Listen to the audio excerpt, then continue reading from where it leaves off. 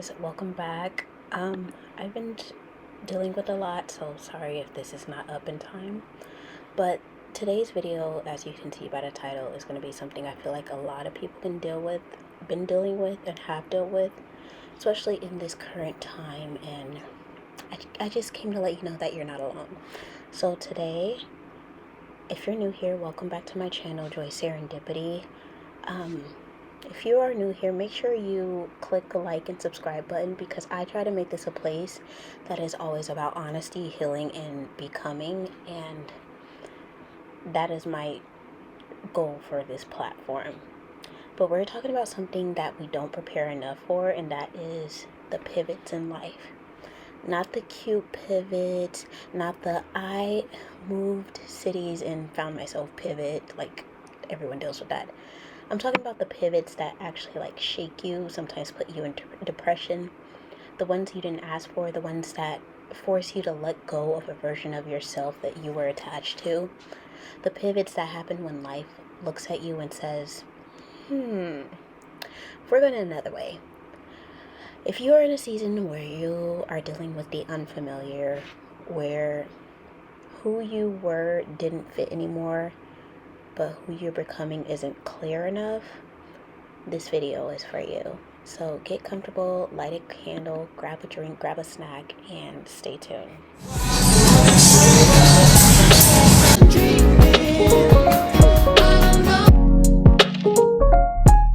Hey, what's up, you guys? Welcome to Joy Serendipity. If you're new here, definitely subscribe. You won't regret it. Okay, I got my drink and my snack. This is a strawberries and cream refresher. Something to treat myself because of what I've been dealing with. But anyway, we're going to jump back into it. So again, we are talking about the pivots in life. But first, I feel like I need to explain what a life pivot really is.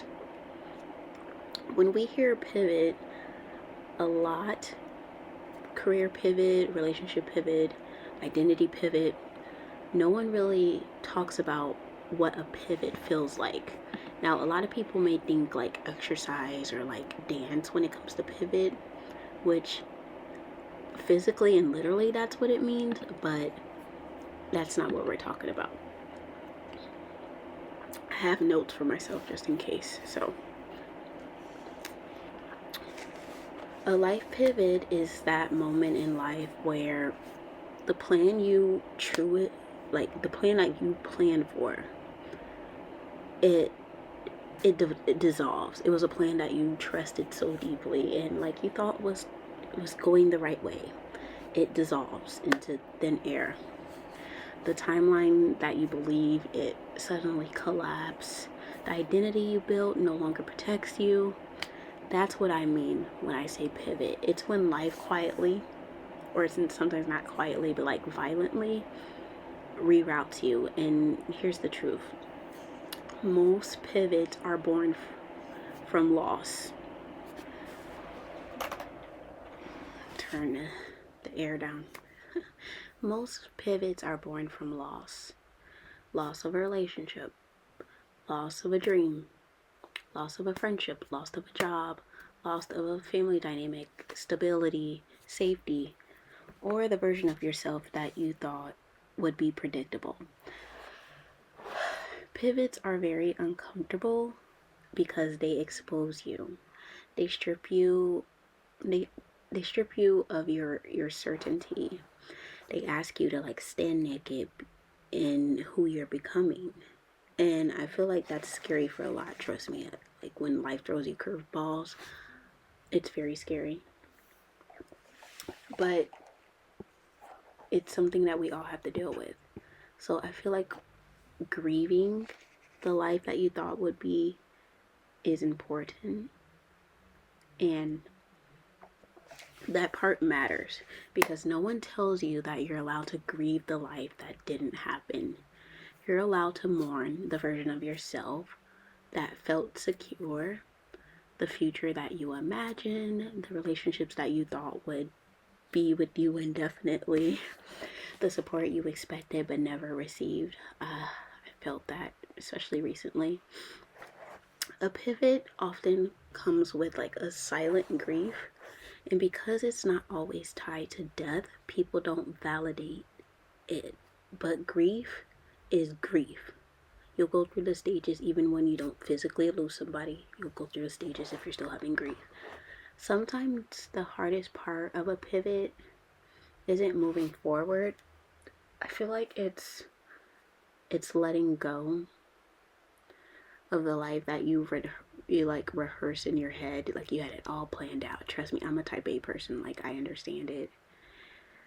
But you let yourself feel it, and don't rush the healing. Don't shame yourself for sadness. And grief doesn't mean you're weak. It just means you cared about whatever it is that you lost. And sometimes that loss is even temporary, but that's a different story for a different day. So after you grieve, you're going to deal with an identity shift, and you're asking yourself, who am I now? Like, who am I without this role?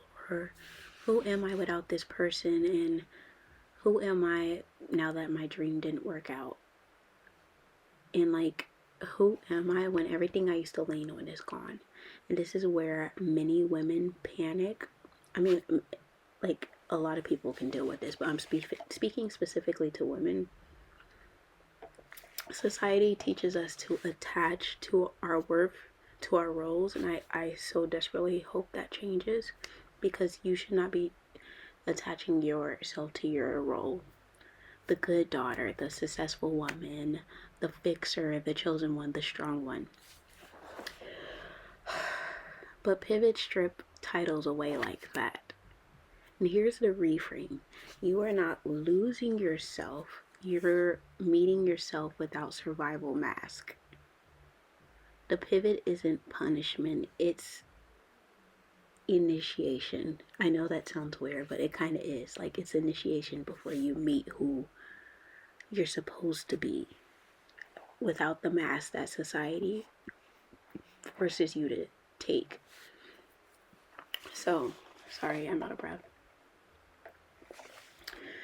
So, I feel like the in-between season is the most uncomfortable part of dealing with the pivots of life, because it's not predictable. And it's also the loneliest part when it comes to this.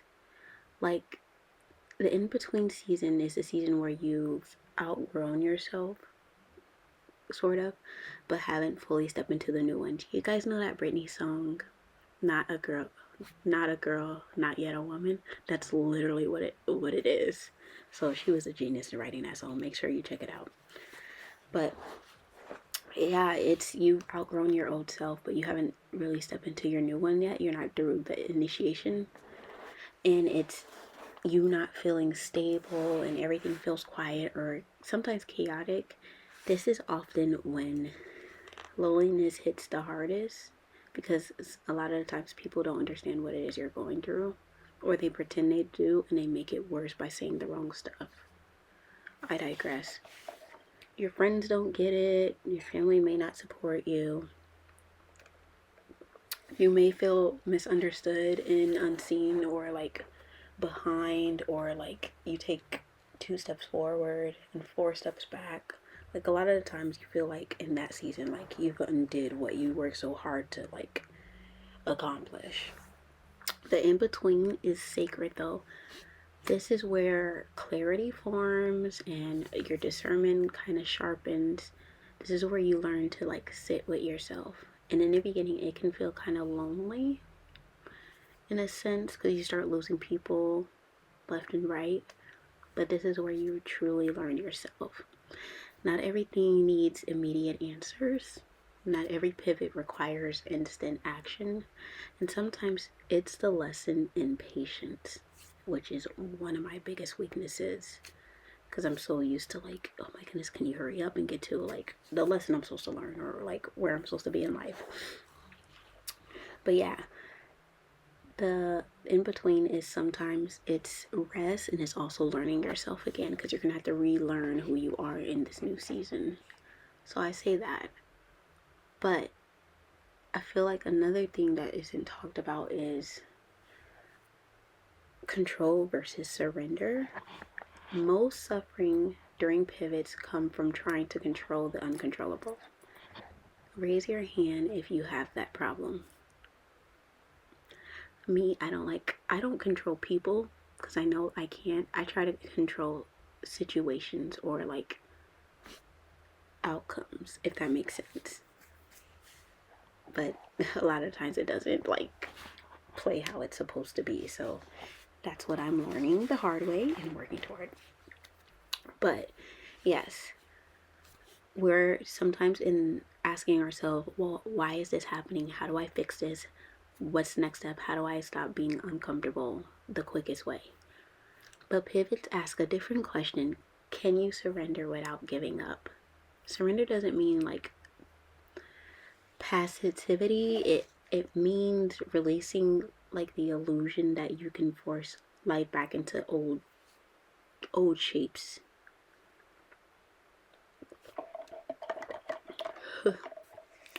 You don't need to have everything together or figured out. Just stay present, stay honest, stay open. Because life reroutes us, because some roads are unsafe, even if they look good. Trust me, there have been a lot of reroutes in my life, especially in my 20s. And while it was rerouting, I was like, okay, why is this happening? Like, nothing ever goes right in my life. And then it turns out, like, years later, I see why I was rerouted, because if I kept going that way, my life wouldn't have ended up right. So in this stage that I am in now, I'm like wondering, okay, why am I rerouting? When am I going to get to where things are like stable, like a stable, clear road? So I'm in the unknown right now, and it's very uncomfortable and it's very hard. But I'm letting go of the will because clearly I don't control it. But yeah, so you're going to, after that, rebuild trust, and not with others, like self-trust after a pivot.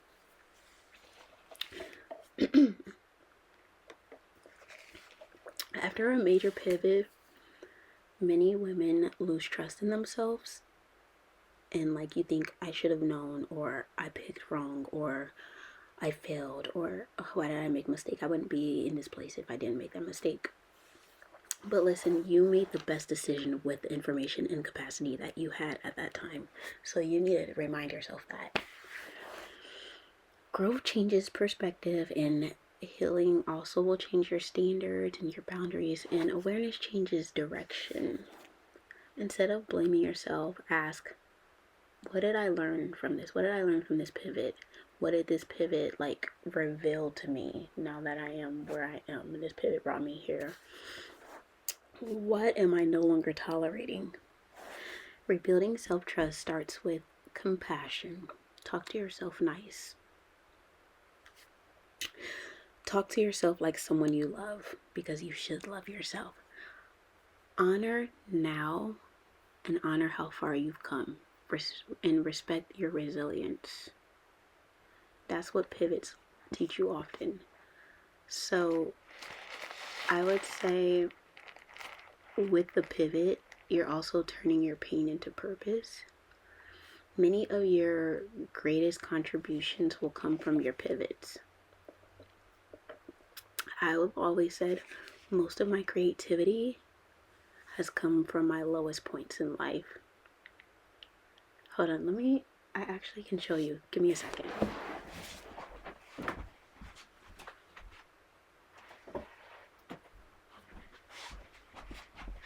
I'll give you 2 examples.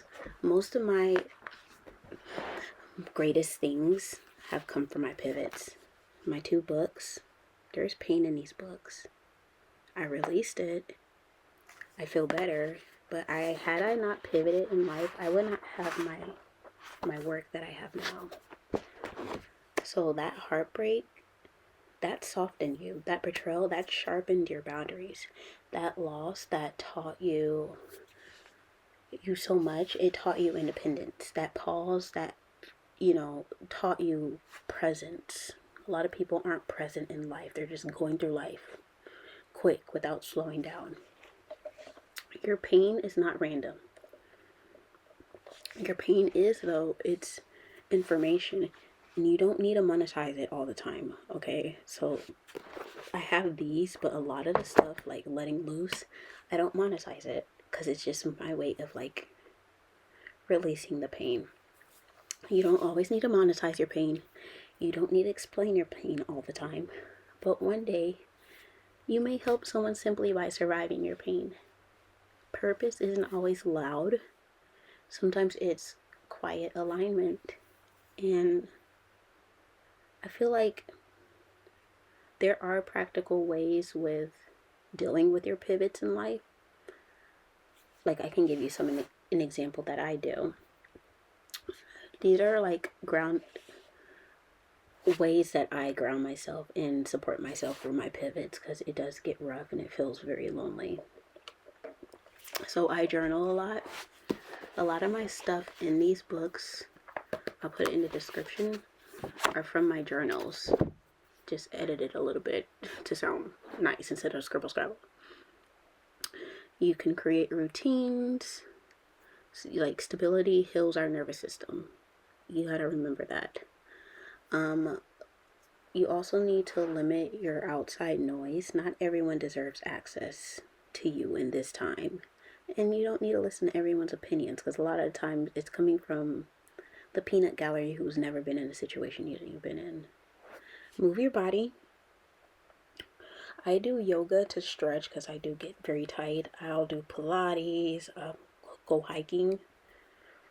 I find myself needing to continuously moving my body because my pain hides in my like muscles and stuff, and that's when it gets tight. So make sure you're moving your body and release all that stored emotion. Speak life over yourself even when it feels fake. Sometimes you have to fake it till you make it. And then rest. Exhaustion clouds your clarity, so you need to make sure that try to get those 8 hours of sleep. You don't need to reinvent yourself during these times. You don't need to reinvent your entire life overnight. You just need to take the next step during these pivots. And know that you're in this next chapter for the reason. Like the plot twist happened for this reason. So I feel like I did this video to remind you that if you're in a pivot right now, I'm going to remind myself too. If you're in a pivot right now, we need to hear this clearly. You are not behind, broken, failing. You are just becoming who you're meant to be. Some chapters are about building, and some are about breaking, and some are about remembering who you are without the noise. So trust the pause, trust your redirection, and trust yourself. If this video speaks to you, sit with it, journal after, let it breathe. We're going to get through this pivot. And if you want any more conversations like this about healing, identity, self-worth, and becoming, make sure you subscribe. I love you guys. Oh, also, for those of you who are like visual learners, like readers and movie watchers, some of the best movies have plot twists that we did not expect. Think of your life as a movie and you're good to go. You're just like in a new thrown in curveball in this movie. But yeah, I love you guys. I see you, and we're gonna be okay.